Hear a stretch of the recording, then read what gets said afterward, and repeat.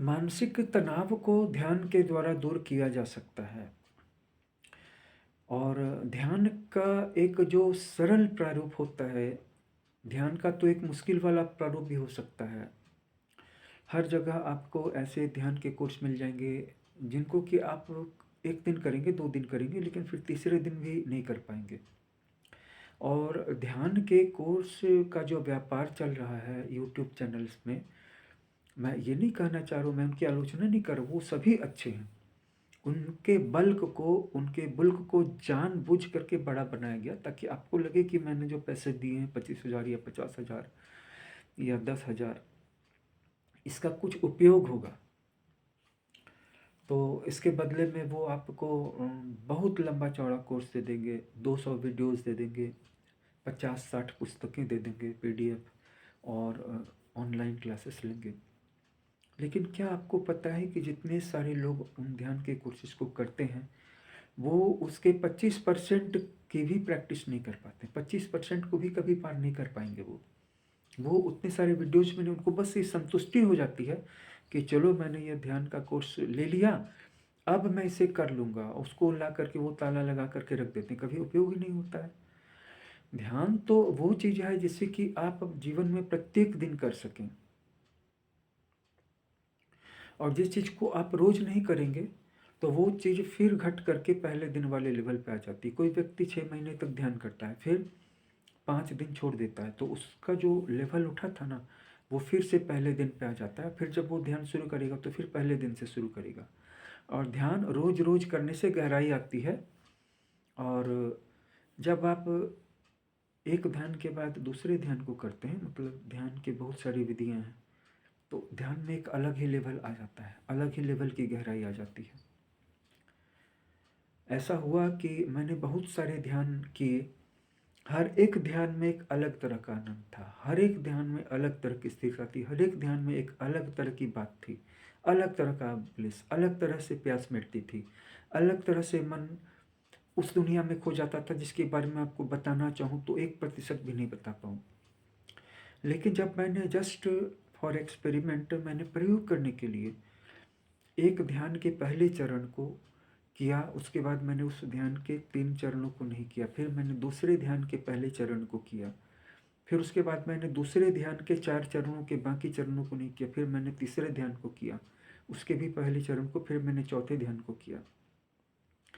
पहले ध्यान के पहले चरण को करने के बाद दूसरे ध्यान के पहले चरण को करते करते मेरा मन इतना शांत हो गया कि अब मैं बोलूँ तो क्या बोलूँ। और उसके बाद जब मैंने तीसरे ध्यान के पहले चरण को किया, उसके बाद तो मैं इतना ज़्यादा शांत हो गया। और फिर भी मैं रुका नहीं। उसके बाद जब मैंने चौथे ध्यान के पहले चरण को किया, भाई हर बात ही मेरे बस से बाहर हो गई। मैं अगर उस पे 100 पन्नों का एक आलेख या एक बुक लिखना चाहूँ तो भी मैं वर्णन नहीं कर सकूँगा कि मुझे किस तरह की शांति, किस तरह का आनंद, किस तरह का ब्लिस, किस तरह की स्टेबिलिटी, किस तरह की क्लैरिटी, किस तरह का इंट्यूशन और किस तरह का क्या क्या नहीं मिल गया। जो मैं चाहता था, जो मैं सोचता था, वो मुझे मिल जाए, यही मैं चाहता था। लेकिन जो मैंने सोचा नहीं था, मेरा मन उस सरहद में पहुंच गया, उस बाउंड्री के पार चला गया।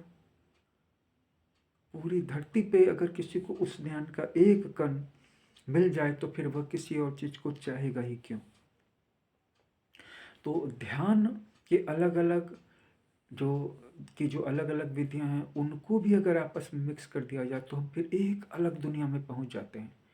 और इस चीज़ को का जो अनुभव हुआ वो मुझे यूट्यूब पर या स्पॉटिफाई पर या किसी भी ध्यान के ऐप पर मिलने वाले म्यूजिक या ध्यान के विधि में वैसा नहीं मिला, लेकिन वहाँ पर भी बहुत कुछ अनमोल मिला। वर्षों पहले मैंने एक आलेख पढ़ा था। वो आलेख था ब्लैक लाइट मेडिटेशन, जिसमें कि आप काले रंग की रोशनी का ध्यान करते हैं, उसको अपने सहस्रार चक्र से एंट्रेंस देते हैं। वो सहस्रार चक्र आपके स्कल से खोपड़ी से उतर करके अपने समूचे पैर में, पैरों की रूट तक पूरी बींग में फैल जाता है। ज़बरदस्त रिलैक्सेशन, ज़बरदस्त शांति, ज़बरदस्त स्थिरता। इसके कुछ दिनों के बाद मेरे हाथों में एक और मेडिटेशन लग गया। वो मेडिटेशन था वाइट लाइट मेडिटेशन।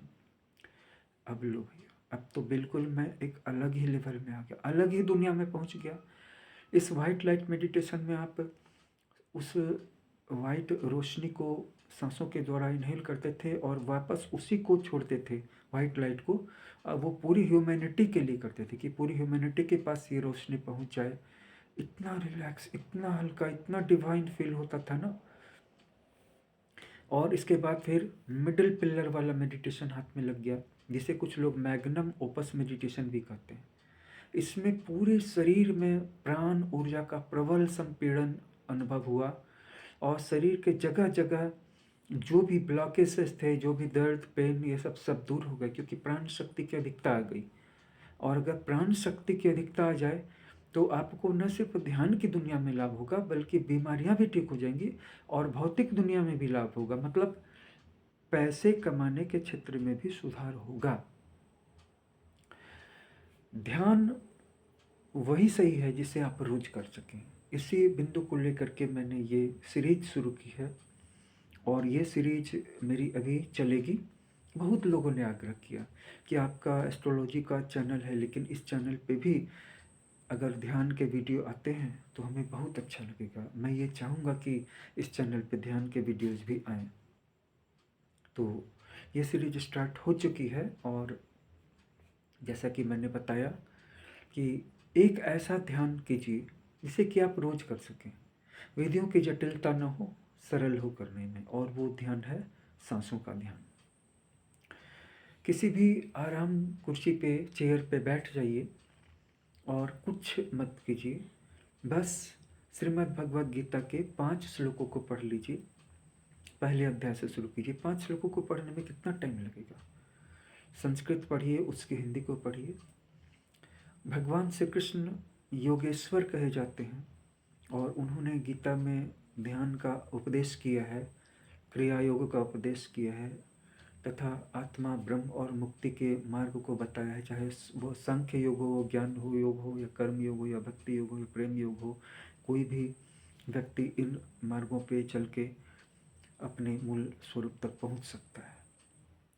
तो उनकी एनर्जी को लेकर के आप स्टार्ट कीजिए। श्रीमद् भगवद गीता एक बहुत बढ़िया स्टार्ट है जीवन के लिए भी। इसके बाद आप सिर्फ 20 सांसें, लंबी गहरी सांसें लीजिए, बस। कितना आसान है, कितना सरल है। फिर आप कोई अपना काम कीजिए, काम करते हैं, काम करने चाहिए। फिर उस काम के बीच में जो एक छोटा सा ब्रेक लगता है, अगर कोई व्यक्ति लगातार भी काम करता है तो ज़रूर छोटा सा ब्रेक लेता है, 5 मिनट का ले, 10 मिनट का ले, घंटे का ले। अगर फिर इच्छा है तो फिर आगे 5 श्लोक पढ़िए, फिर 20 बार लॉन्ग डीप ब्रीदिंग कीजिए। लंबी डीप ब्रीदिंग अगर इस ढंग की हो कि जितनी देर तक आप सांस लेते हैं उतनी ही देर आपको छोड़ने में लगे, तो ये बढ़िया है। लेकिन इससे भी बढ़िया एक स्थिति है, और वो स्थिति ये है कि जितनी देर आपको सांस लेने में लगती है, सांस छोड़ने में उससे थोड़ी ज़्यादा देर लगनी चाहिए। ये बहुत अच्छी स्थिति है।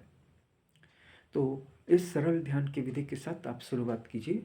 अभी ध्यान की सीरीज शुरू हुई है, ये चलती रहेगी। आप अपने कमेंट, अपनी राय से हमें जरूर अवगत कराएं। धन्यवाद।